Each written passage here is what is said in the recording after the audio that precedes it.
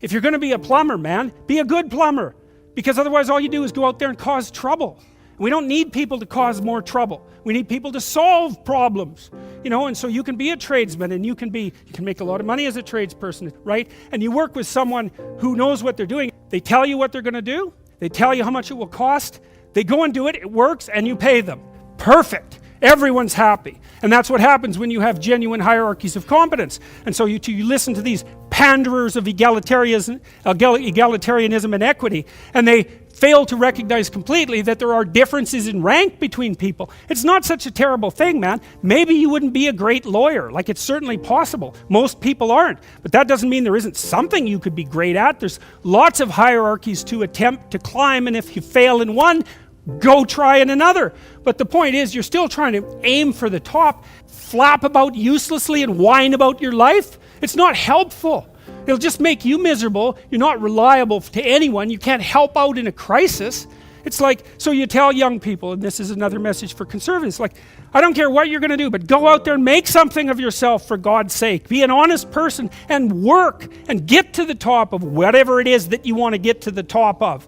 And stand up for yourself like a respectable human being, and be a bit of a light on the world instead of a blight. And you can tell young people that, and they haven't been told that by anyone now. And so the young men are so hungry for that it's painful to watch. They're so relieved when someone finally comes up and says, hey, you get your act together a bit, discipline yourself, see if you can learn to tell the truth, concentrate on something for a year or two, you could be a world beater. They think, really? That's possible? Wow, that would be interesting. That might make life worth living. It's like, yeah, it might. So why don't you go do it? That's what the damn universities were supposed to be teaching people, and they've forgotten that. I went to Harvard a month and a half. I used to teach there, and I talked to a bunch of students, and I told them, it's not easy to get into Harvard, Like, you're a valedictorian if you're at Harvard. And not only are you a valedictorian, you're way better than most people at least two other things, or you don't get in. And so I don't know what the acceptance rate is, like 5%, and believe me, not everybody applies, so it's a very selective school. And so why am I saying that? It's like, these are high quality kids. So I told them what I just told you. It's like, here you are at Harvard. It's like, get yourself educated, man. Read some books, learn to talk, learn to think, make yourself into something. Make the world that put you here happy that you were put there in that great institution. And they came up to me afterwards and said, God, I wish someone would have told us that when we were in our first year. It's like, Jesus, why didn't someone tell them that? For God's sake, it's supposed to be the greatest university in the world. Is it so difficult to figure that out? There's an old idea from Carl Jung. I really like this idea. It's a rough one, man. It's like a psychotherapeutic scalpel. Let's say someone's doing something to you you don't understand. It's producing nothing but misery as an outcome. They won't tell you. Maybe they don't know. So Carl Jung's advice was, look at the outcome and infer the motivation. Okay, so you produce a generation of students privileged beyond belief in comparison to the rest of struggling humanity in all of history. You put them in Ivy League schools and they come out thinking that they're members of an oppressed group and victims. It's like, well, why would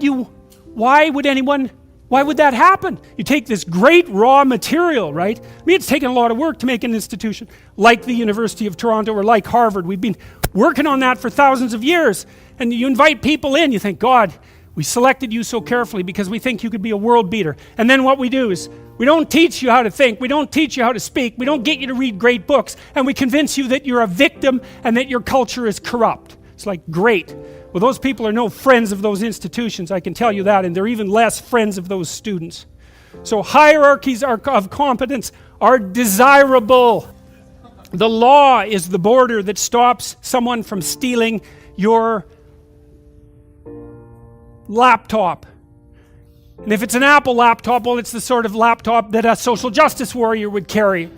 And then the social justice warrior is going to be very irritated if you happen to purloin their laptop. And then you might point out to them, it's a border that protects you from having that thing taken. One of the things that really differs between liberals and conservatives, between the left and the right the right likes tight borders between things.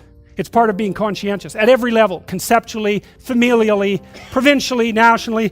the right says, look, let's keep the borders between things pretty distinct. And the left says, yeah, maybe not, because some of those borders are in the wrong place and a little bit more free flow of information wouldn't be a bad thing. And the thing is, they're right, but so are the conservatives, and that's why you have to talk. It's like, well, we've got some borders. That's a good thing. Maybe some of them need to be moved around a little bit, and that's what the political dialogue is for. But that doesn't mean that borders themselves are a bad idea. They're a great idea, because without borders, everything mashes into the same untenable state of undifferentiated chaos, and you can't live in that. And so the people who are trying to tear down the borders conceptually, politically, and practically, what they want is the chaos that would bring. They either want that or they're too foolish to know that their pursuits will produce that. So let's be a little bit clear that if you stand up and say, yeah, borders, they're okay. They've got their problems, but they're okay. That doesn't make you a bigot beyond redemption. It just makes you someone with some sense. And it's actually okay to be someone with some sense. A complex system cannot tolerate extensive transformation over too short a period of time. Now, you want immigrants to come in, especially if they're the sorts of immigrants who are likely to contribute properly to the success of your polity, and lots of immigrants do that. I mean, I think the vast majority, for example, of entrepreneurs in the United States come from the Indian subcontinent. So great, bring them over. They're highly educated, they're extraordinarily productive, they make lots of new businesses, and then they pump money like mad back into India. Good deal. But that doesn't mean that we have our arms are open to everyone immigration policy, because it's complete rubbish. All that means is you're not thinking about it. So, and here's a coda to that for conservatives. Here's something. I've been thinking about this a lot lately. It should not be assumed that citizens of societies that have not evolved functional individual rights predicated polities will hold values in keeping with such polities. Let's make sure that we don't transform our society so rapidly that we lose what we have. Let's be careful about that. That doesn't mean that you're a morally reprehensible demon. It just means that you're conservative, and it's a reasonable position to hold. So there's no sense in apologizing for it. Now, that doesn't mean you get to, hide your bigotry under a mask of moral virtue, The discrimination issue is quite clear as far as I'm concerned, so that's associated with bigotry. If you have two people who are applying for a job, you should pick the one that's most qualified and not pay any attention to any of the other attributes of the person that have nothing to do with the job. Basically, I think we figured that out in about 1965. Now, we're not doing it perfectly, but it's not that much later than 1965. You can't attribute privilege to a class of people.